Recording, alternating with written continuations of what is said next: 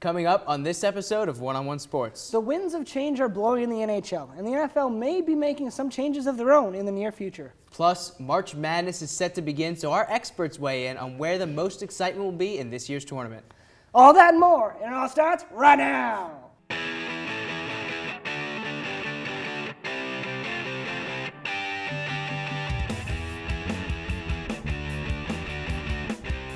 Hello and welcome to this episode of One-on-One Sports. I'm Kurt Leston. And I'm Joe DiRienzo. We've got a great show for you today, so let's kick things off with the starting five.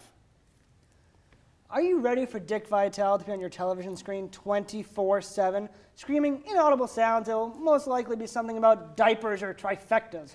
Well, you better get ready because March Madness is upon us. Joe, what are you most looking forward to? Well, besides Dickie V, I'm looking forward to everyone's brackets being ruined within the first couple days of the tournament. It happens every year, but this year's a special one because we didn't know what to expect in the regular season. Yeah. And March Madness is all about the unexpected. So a 1 seed's going to go down to an 8 or 9. It's going to happen. Either Gonzaga or Kansas losing to one of those 8-9 seeds. Okay, I'm listening. And in the past 3 years, 3 double-digit seeds have made the Sweet 16. I say that it's going to happen again this year. Bucknell, Oregon, and Minnesota. It can happen. Anything can happen in March. That's true. That's why it's madness. Exactly. Joe, that's very bold. For me, I'm just looking forward to great Cinderella runs. I really just, Yeah. I love watching the little underdogs succeed because that's how I feel. Yeah. I'm just an underdog. It's the best part of March. Yes, sir. Amidst all of the wheeling and dealing in NFL free agency, the Super Bowl champion Baltimore Ravens have seemingly lost a majority of their championship team. With all of these changes, the remaining pieces have a lot more pressure on them to succeed next year. But Kurt, who do you think has the most pressure? Is it Flacco, is it Harbaugh, or is it Ozzie Newsome?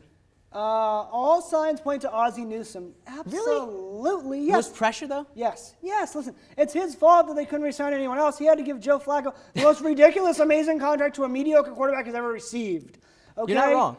Thank you. I think he's to blame. Yes. But I don't think he's going to have the most pressure because he's not going to be on the field playing football. Okay. Joe Flacco is going to be on the field without all those players that made this a championship team, and now he has that huge contract. All that elite quarterback talk that was happening last year, now it's going to be the same thing, but with less pieces around him and more expectations. I hear what you're saying. On the field, I can't argue with that. Certainly he's going to feel pressure. But as far as why is the team not succeeding, looking beyond Joe Flacco, it has to go back to the GM because, quite frankly, this is ridiculous. Yeah, he's definitely the one to blame on this one. I can't argue with that. It's official. The NHL realignment has been approved, and with it comes major change.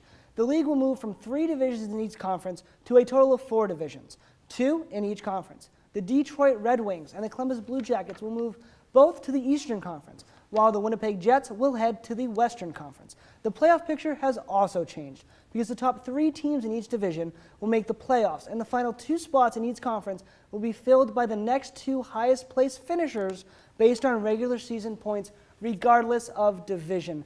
Joe, what do you think about the new realignment? Will this last? I think it's interesting. I think it's going to last because it's the best thing the NHL has done lately. Yeah. But I'm not sure why they changed the old system because as a not huge NHL fan, the playoffs were the best part. I love the NHL playoffs every year, and I just think if it ain't broke, don't fix it. Joe, I'm glad you love the playoffs because this system is going to make the playoffs even better. How? I'm so glad you asked. I will tell you because basically what the NHL has done is created a Frozen Four in the NHL. They have that in college hockey, and it's great. But with this format, it doesn't matter what conference you're in, you can represent for the Stanley Cup Finals. And it's certainly going to be interesting to see these 2 divisions in conference lineups. We haven't seen that in any major sports. Could you imagine like the Bruins and the Rangers in the Stanley Cup Finals together? I mean, two great teams, original 6 teams. That's fantastic. It's going to be crazy. It's going to be exciting.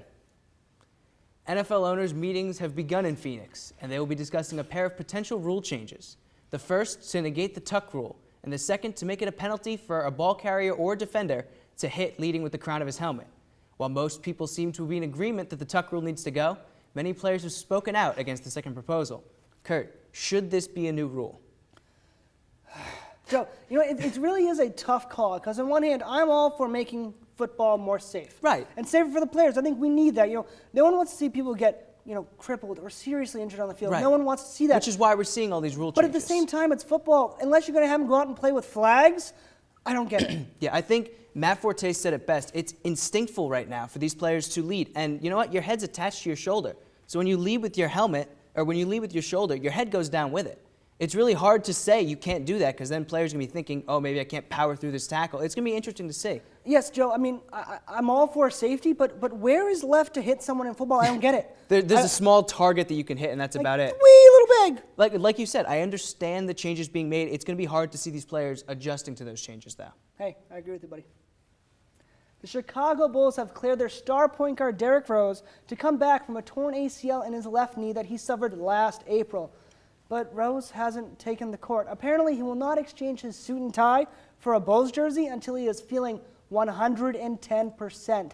Joe, if you were the Bulls, will you push him to come back? I think the Bulls are pushing him because I if agree. they didn't want to, this wouldn't be public right now. I think the fact that it's publicized means they are trying to get him back on the court, and I don't blame them. He's the best player on their team. They're fighting for a playoff seed. I understand them wanting him to be on the court, but I think it's a mental issue right now. I don't want Derrick Rose on the court if he can't have his head in the game. If he's thinking, oh, what if I re-injure my leg? What if this? What if that? He's not playing the highest level of basketball he can. So I'm waiting for him to be ready. Interesting point. I like the fact that you think it could be a mental thing with his confidence, but I think the only way to get that confidence back is to put him on the court and have him play. And at some point, you know what? You need this guy in the postseason. If you want to even touch the Miami Heat, he's necessary. He should be back. No one's going to know. Derrick Rose is going to know how healthy he is until he gets back on the court and play. It doesn't matter how many practices he runs through. He has to get back on the court and figure it out for himself that he's good to go. I agree with you, and it has to be sooner rather than later. We have to take our first break, but if you're one of the millions of people filling out your brackets, you're going to want to stick around to hear what our experts have to say about potential Cinderella teams. So stay tuned.